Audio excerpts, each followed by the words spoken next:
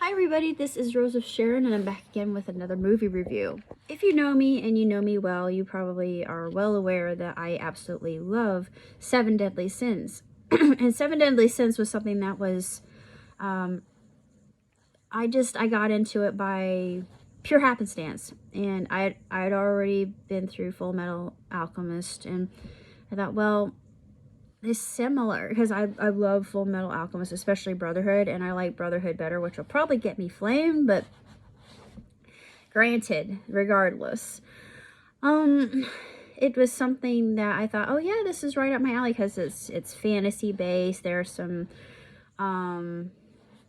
legends that are incorporated through Arthurian lore, which, if you know me well, I am obsessed with Arthurian lore. In fact, my grandfather was named Arthur, so yeah, makes sense. It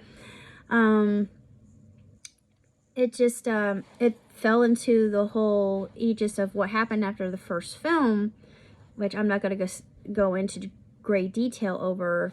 The first film that they came out with was astounding, and this was more subplot. I mean, it was less actual plot and more fighting, but they left it on a cliffhanger, so I enjoyed it. It was a very entertaining film, but this is part one, so the Grudge of Edinburgh, it left off at the best possible part with Tristan, and I thought, and I mean, I thought, of course you're gonna milk it, but the animation, this is gonna get me in trouble, but I was kind of on the fence about the animation, honestly. It was all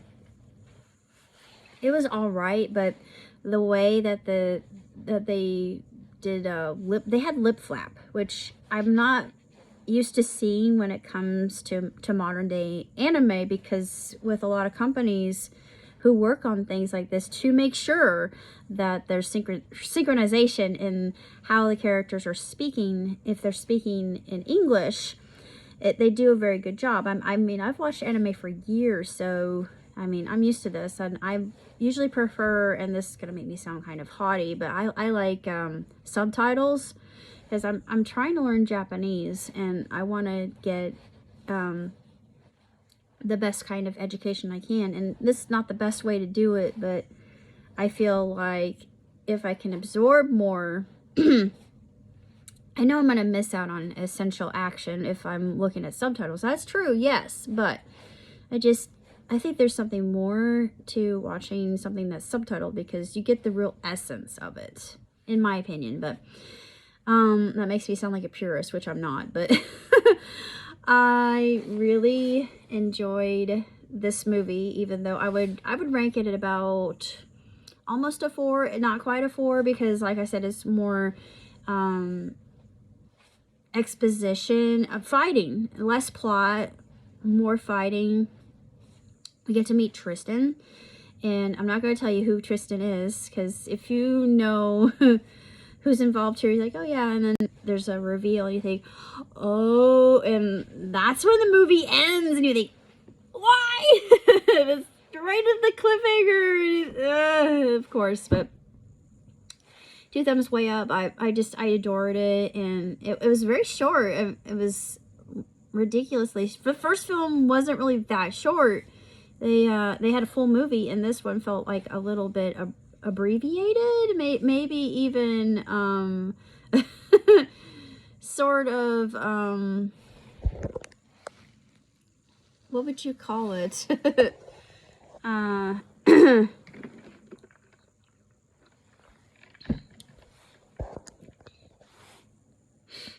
What's the word? I can't think of the word. It's not coming to me. Anyways, it's just it just seemed too short. It seemed too abrupt, in my opinion. But despite that, it is canon, according to what I read online, which I'm not surprised. They said, the people writing about it, whoever's writing the article, said that it was in line with what was happening in the manga. So, of course, yes, this is canon. And this came out last year. So I don't know if they're going to have a Grudge of Edinburgh too. I pray that they do, because there's so much going on here that leaves a lot to be explained, especially with the questions that are left hanging in the air at the very end of of this film. But just given everything that we see here, minus the lack of synchronization and the speaking, their lip flap is kind of bad. And it's a criticism, and it's rightfully so. If anybody else has seen this movie, you get where I'm coming from. But so far as plot is concerned, it's a good plot. There's some funny things that happen with it that make me giggle quite a bit.